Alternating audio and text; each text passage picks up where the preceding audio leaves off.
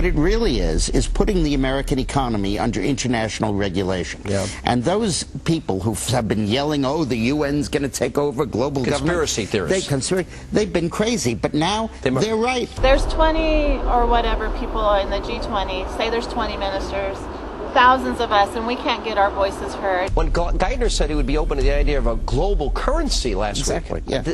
Those conspiracy people had said and suggested that for years. Right. You're not wrong. Cash is becoming weeded out. Cash will most likely be eliminated or extremely difficult to use in many situations, so that you'll have to use the global currency or the electronic currency. Even though a physical global currency is yet to exist, groups such as BRIC are openly promoting a new reserve currency, which is a conglomerate of Brazil, Russia, Indonesia, and China.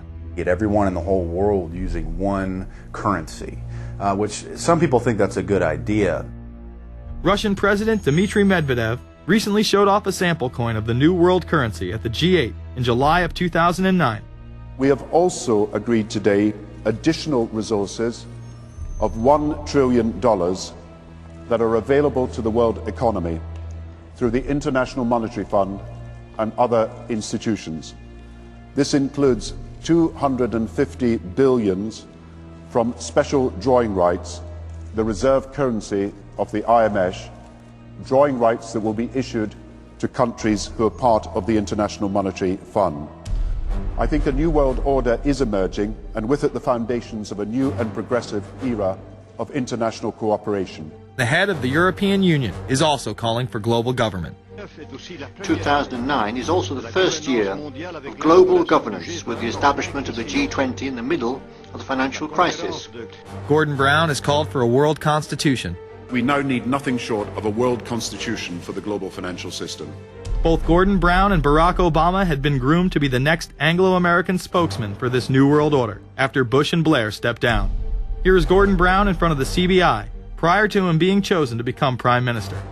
And it's only now that we can begin to understand that the world order that globalization brings and what it's going to look like. But what does the new world order mean for countries like ours who are looking to succeed? And the question for us is how we meet and master all these challenges to ensure that Britain enhances its competitiveness in the process and realizes what I believe is our destiny of success in this new world order. A new world is emerging.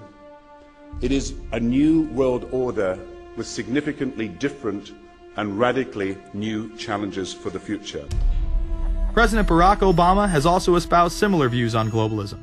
Here he is in Berlin, Germany, in July of 2008, in what media have dubbed his New World Order speech. Well, there have been extraordinary scenes in Berlin tonight as thousands of people gathered to hear Barack Obama deliver key foreign policy speech on his current European tour. The Democratic presidential hopeful laid out his vision for America's place in a new world order. In this new world, such dangerous currents have swept along faster than our efforts to contain them. And that is why we cannot afford to be divided. No one nation, no matter how large or powerful, can defeat such challenges alone. But the burdens of global citizenship continue to bind us together. In this new century, Americans and Europeans alike will be required to do more, not less. Partnership and cooperation among nations is not a choice. It is the only way, the one way, to protect our common security and advance our common humanity. That is why America cannot turn inward. That is why Europe cannot turn inward. America has no better partner than Europe. Now is the time to build new bridges across the globe as strong as the one that binds us across the Atlantic. Now is the time to join together through constant cooperation and strong institutions and shared sacrifice and a global commitment to progress to meet the challenges of the 21st century. Barack Obama also became the first sitting president to ever become the chair of the Security Council for the United Nations, which only further cites his allegiance to world government. In an era when our destiny is shared, power is no longer a zero-sum game. No one nation can or should try to dominate another nation. No world order that elevates one nation or group of people over another will succeed. No balance of power among nations will hold. The traditional divisions between nations of the South and the North make no sense in an interconnected world. I think his task will be to develop an overall strategy for America in this period when really a new world order can be created. It's a great opportunity.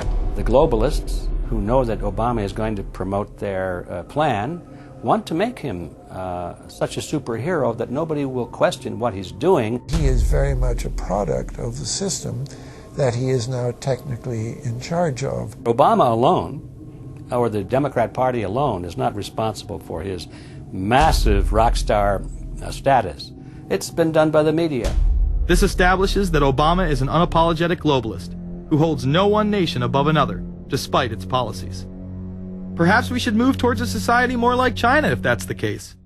After all, on the 60th anniversary of the communist Mao regime takeover, the Empire State Building, once a proud symbol of the United States, was lit in the colors of the Communist Party halfway across the world. In fact, following the United Nations Copenhagen Conference in December of 2009, the Washington Post ran the headline, "Copenhagen Climate Deal Shows New World Order May Be Led by U.S., China." The Copenhagen Conference was disguised as a summit that would save the planet from man-made global warming by cutting carbon emissions.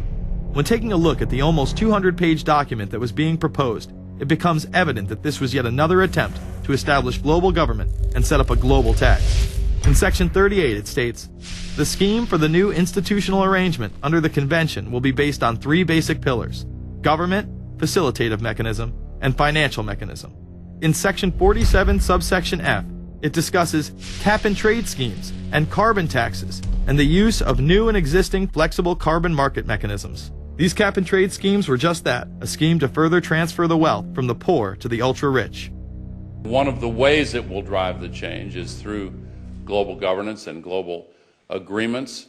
The fact that our president even attended should be considered treason. Just weeks before the conference, ClimateGate hit the media.